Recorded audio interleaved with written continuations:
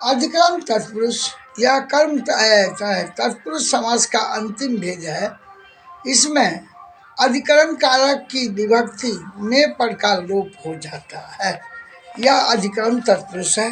जैसे घोड़े पर सवार घुड़सवार, आपको सवार घुड़सवार, ग्राम वास ग्राम में वास, दान वीर दान में वीर, विद्या प्रवीण विद्या में प्रवीण। यहाँ हम यदि इसको कहते हैं विद्या प्रवीण का अगर हम विग्रह करें जब विद्या से प्रवीण, तो यह नहीं होगा।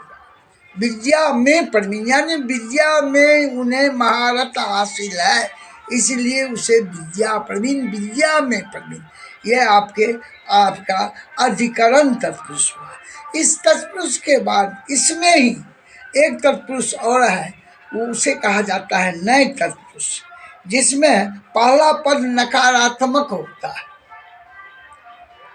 जिस तत्पुरुष का पहला पद, जिस तत्पुरुष समास का पहला पद नकारात्मक हो, वह नए तत्पुरुष कहलाता है।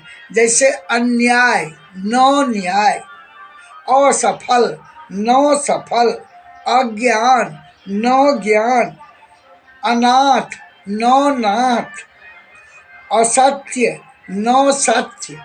क्या देखें, पहला पद नकारात्मक। इतना तो आपके तत्पुरुष के भेद हुए। कर्म तत्पुरुष, कर्म तत्पुरुष, संप्रदान तत्पुरुष, अपादान तत्पुरुष, संबंध तत्पुरुष और अधिकरण तत्पुरुष। मैंने ये तत्पुरुष के 6 भेद पर चर्चा की। इसके बाद आपका आता है कर्मधारय समास। कर्मधारय समास में इसका पहला पद विशेषण और दूसरा पद विशेषण होता है। थोड़ा विशेषण और विशेष पर भी मैं चर्चा कर लूँ आपके साथ। विशेषण तो आप जानते ही हैं। विशेषण वह शब्द है जो संज्ञा सर्वनाम के विशेषता बतावे। गुण विशेषता बताने का मतलब उसके गुण, उसकी आकार, उसके रूप, उसके रंग आदि का वर्णन करे, उसे बतावे, वही विशेषण शब्द है। जैसे अच्छा लड़का, तो लड़का का भी अच्छा गुण हुआ है। लंबा घर, घर की लंबाई, हाँ, ये उसका विशेषण हुआ है। मोटा आदमी या उसका मोटापा, उसका आकार है, तो वह उसका ये हुआ विशेषण हुआ। और विशेषण जिसकी विशेषता बतावे उसे विशेषण। जैसे अच्छा लड़का में अच्छा विशेषण तो लड़का विशेष, मोटा आदमी में मोटा विशेषण और आदमी विशेष। इस तरह से मैंने आपको कहा कर्मधारय में पहला पद विशेषण और दूसरा पद विशेष। जैसे नीलकंठ, नीला है जो कंठ। प्रधानमंत्री, प्रधान है जो मंत्री। पीताम्बर, पीला है जो अंबर यानी वस्त्र, पीताम्बर। कृष्ण सर्प, कृष्ण है जो सर्प, कृष्ण माने काला, काला है जो सर्प। हाँ, इस तरह से ये आपको नील गगन, नीला है जो गगन। लघु कथा, लघु है जो कथा, या विग्रह में आया लघु है जो कथा। नीला है जो गाय, नील गाय। नीली है जो गाय, वह नील गाय। लाल टोपी, लाल है जो टोपी।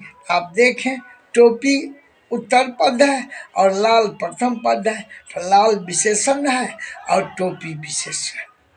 इसके बाद आपका आता है, इसके बाद आता है आपका द्विग समास।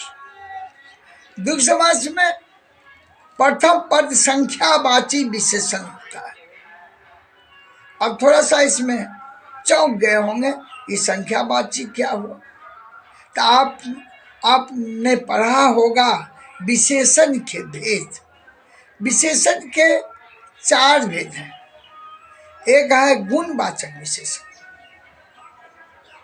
जिसके बारे में मैं पहले भी चर्चा कर चुका हूँ।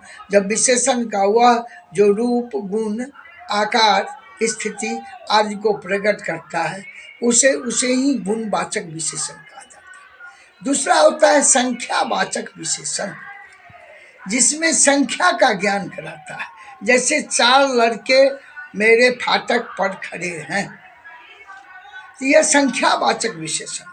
संख्यावाचक विशेषण के भी 2 भेद होते हैं, निश्चित संख्यावाचक और अनिश्चित संख्यावाचक। जहाँ विशेषण की संख्या का नियत हो, निश्चित हो, जैसे 5 लोग घर जा रहे हैं, तो यह 5 का 5 संख्या हो गया, तो यह निश्चित संख्यावाचक। और कुछ लोग इधर आ रहे हैं, कुछ लोग, यहाँ संख्या का नियत नहीं है, यहाँ संख्या की गिनती में नहीं है, इसलिए यह अनिश्चय और निश्चित संख्यावाचक विशेषण। इसके बाद तीसरा भेद है इसका परिमाणवाचक विशेषण, जिसमें परिणाम नहीं, परिमाण। परिमाण का अर्थ होता है मात्रा। जैसे 2 किलो चीनी यानी 1 लीटर दूध। इसके भी 2 भेद हैं, निश्चय परिमाणवाचक और अनिश्चय परिमाणवाचक। निश्चय परिमाणवाचक जिसमें मात्रा की निश्चितता हो। जैसे हम दुकान में जाते हैं और कहते हैं 2 किलो चीनी दे दो, तो हम निश्चित मात्रा उसको बताए, उसने 2 किलो चीनी दिया। और वहाँ हम कह देते हैं जो 2 रुपये का कुछ चीनी दे दो, उसमें परिणाम नहीं पता है, उससे जो बुझाया वो अपना दिया।